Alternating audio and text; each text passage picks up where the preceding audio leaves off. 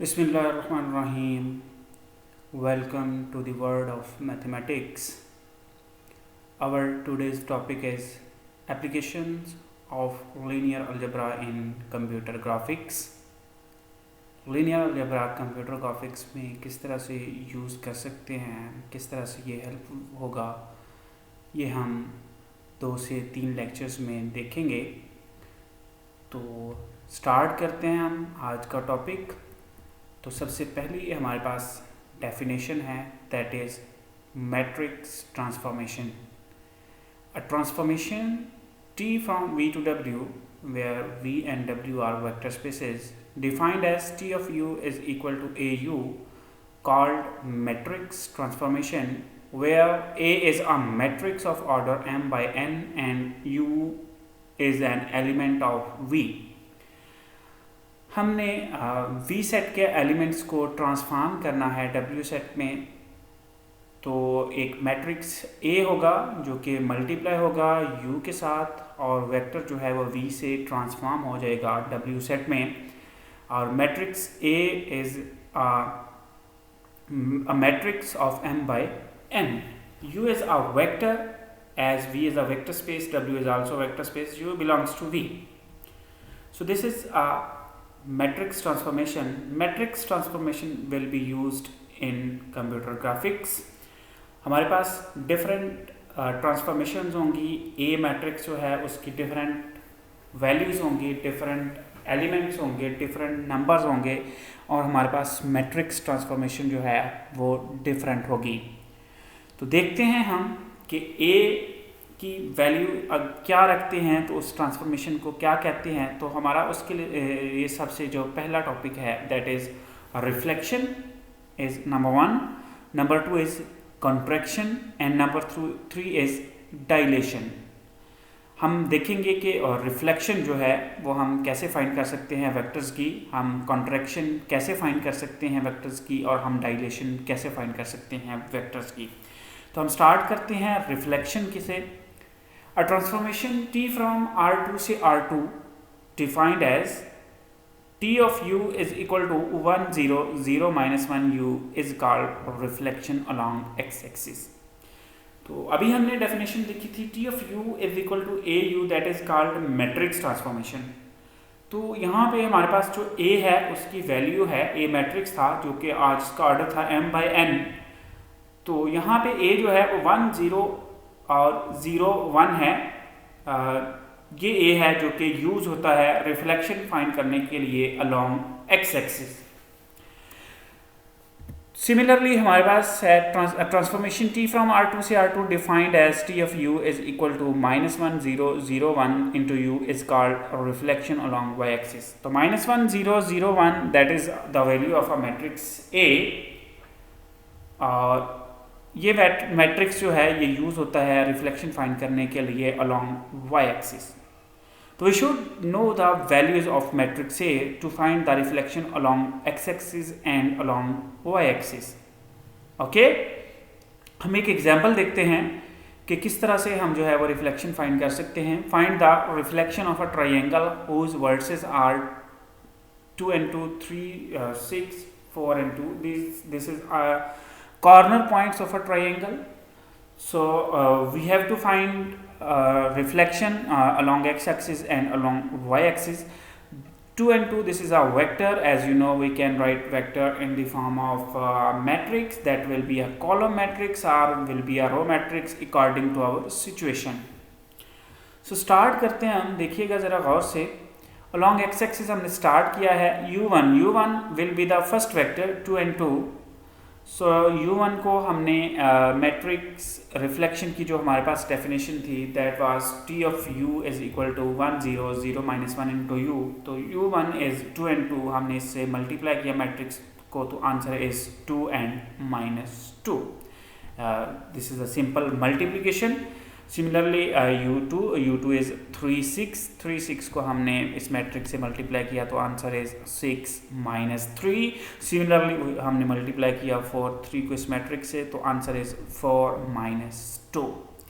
Similarly जो है वो हमने रिफ्लेक्शन फाइंड किया अलॉन्ग वाई एक्सिस। तो वाई एक्सिस के लिए जो ए मैट्रिक्स था दैट वाज -1 0 0 एंड -1, इसको हमने u1 से मल्टीप्लाई किया तो आंसर इज -2 and 2। सिमिलरली हमने इसको u2 से मल्टीप्लाई किया, आंसर इज -6 and 3। फिर हमने इसको मल्टीप्लाई किया u3 के साथ तो answer is -2 and 4। This is a simple multiplication. तो जो आंसर्स आए हैं हमारे पास वो क्या हैं? हमारे पास जनाब आंसर्स आए हैं अलॉन्ग एक्स एक्सिस के लिए जो हमारे पास वेक्टर बना है वो है 2 -2, number 2 is 6 -3 and number 4 is 2 -4। और अलॉन्ग वाई एक्सिस जो हमारे पास मैट्रिक्स बना है that is -2 and 2, -6 and 3, -2 and 4। तो ये है हमारे पास reflection along y axis. Graphically भी हमारे पास ये हम देख सकते हैं कि ब्लैक कलर में जो आपको ट्रायंगल नज़र आ रही है दैट वाज गिवन। ये ट्रायंगल हमें गिवन थी, हमने इसका रिफ्लेक्शन फाइंड किया अलॉन्ग एक्स एक्सिस। तो ये हमारे पास ब्लू कलर की जो ट्रायंगल है ये बन गई। और जब हमने इसका reflection along y axis find किया तो हमारे पास रेड कलर की जो है वो ट्रायंगल बन गई। आप सिंपल जो है वो ग्राफ आसानी से ड्रॉ कर सकते हैं। You know very well how to draw graph. The given points which was 2 2 और 3 6 और 4 2 थे, इनको हम जो है आसान सिंपली ड्रॉ कर सकते हैं। और फिर हमारे पास जो आंसर्स आए दैट वाज 2 -2 6 -3 2 -2 और -2 2 -3 6 और -4, इनको भी आप ड्रा कर सकते हैं। ठीक हो गया जी। तो हमारे पास ये है reflection along x axis and reflection along y axis. आमतौर पर आपने जो है ये रिफ्लेक्शंस पिक्चर्स में भी देखे होते हैं कि एक आपके पास आपकी पिक्चर है तो आप होते हैं लेफ़्ट साइड पे, लेकिन डिफरेंट एंगल पे भी आप ही होते हैं। और अगर आप इसका रिफ्लेक्शन आप ज़मीन के ऊपर बनाएं तो भी आपका रिफ्लेक्शन जो है, जैसे आपकी पिक्चर है तो उसका अक्स जो है अलॉन्ग हॉरिजेंटल लाइन, तो वहाँ पे भी आपका अक्स जो है वो नज़र आएगा। तो ये सेम रिफ्लेक्शन होता है कि आपके वाई एक्सिस जो है वो सिमिलर होगा। जैसे आपके पास आप मिरर के सामने खड़े हैं तो ये रिफ्लेक्शन होगा, मतलब आप ब्लैक कलर में हैं और आपके पास जो है वो मिरर का जो सामने अगर खड़ा है आपके सामने है तो उसका जो रिफ्लेक्शन है वो आपका बन रहा होगा रेड कलर में। यहाँ पे कलर मैंने डिफरेंट रखे हैं ताकि आप आसानी से अंडरस्टैंड कर सकें। उसमें आप देख सकते हैं कि आपको लेफ्ट आर्म जो है वो राइट नज़र आ रहा होगा और राइट जो है वो आपको लग रहा होगा कि ये लेफ्ट है। तो सेम यहाँ पे भी ऐसे ही होता है। और जब अगर आपके पास मिरर जो है वो ज़मीन के ऊपर हो, जैसे आपका साया है, वो रिफ्लेक्शन आपका है अलॉन्ग एक्स एक्सिस हॉरिजेंटल, तो वहाँ पे आप देख सकते हैं कि आपकी टांगों के साथ टांगे का रिफ्लेक्शन होता है और आपका जो सर है उसका रिफ्लेक्शन आगे की तरफ होता है। तो these are same examples of reflection. Our next topic is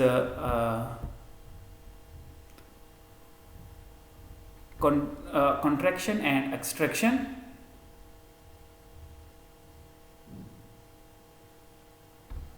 Our next topic is contraction and extraction.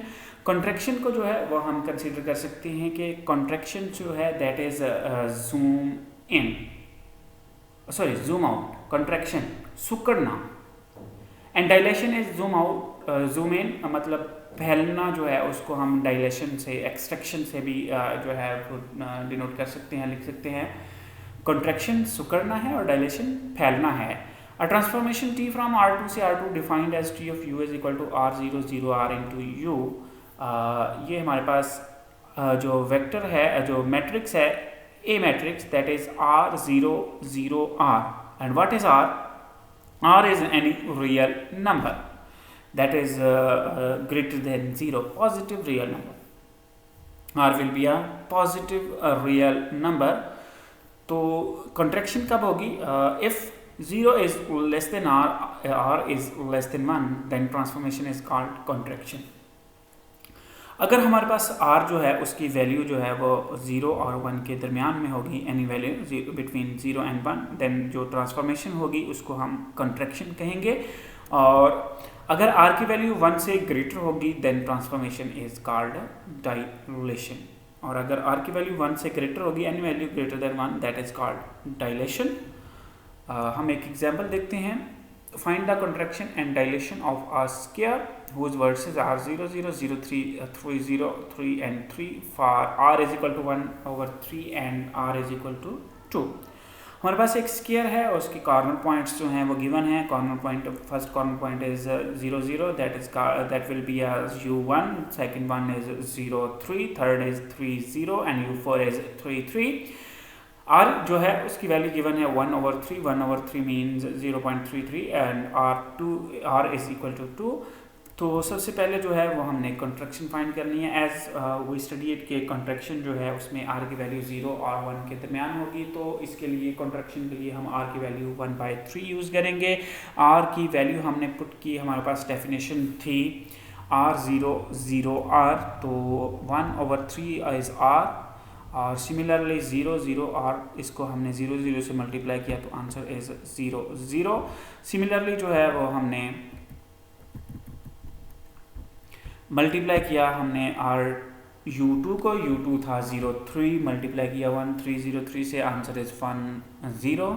फिर हमने 0 3 को मल्टीप्लाई किया, आंसर इज़ 0 1, और फिर 3 को मल्टीप्लाई किया, आंसर इज़ 1 1। तो जो हमारे पास आंसर आए हैं दैट आर 0 0 1 0 0 1 एंड 1 1।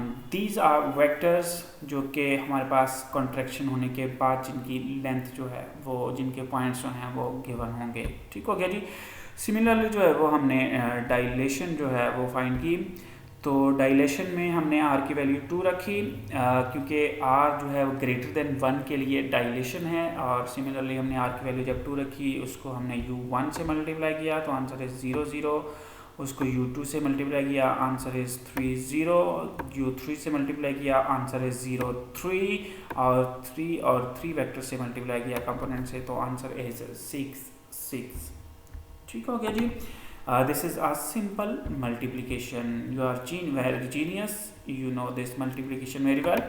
और ये जो हमारे पास कॉन्ट्रैक्शन और डायलेशन के वेक्टर्स स्केयर्स जो हैं वो गिवन है। सेंटर में जो है ये आपको जो नज़र आ रहा है दैट इज़ ओरिजिनल स्केयर जो सेंटर में है आपके पास, और उसको जब हमने कॉन्ट्रैक्ट किया तो अब 1/2 उसका साइज़ जो है वो कम हो गया, और जब हमने उसको डायलेट किया, डायलेशन उसकी फाइंड की, तो उसका साइज़ जो है वो बड़ा हो गया, जूम इन हो गया।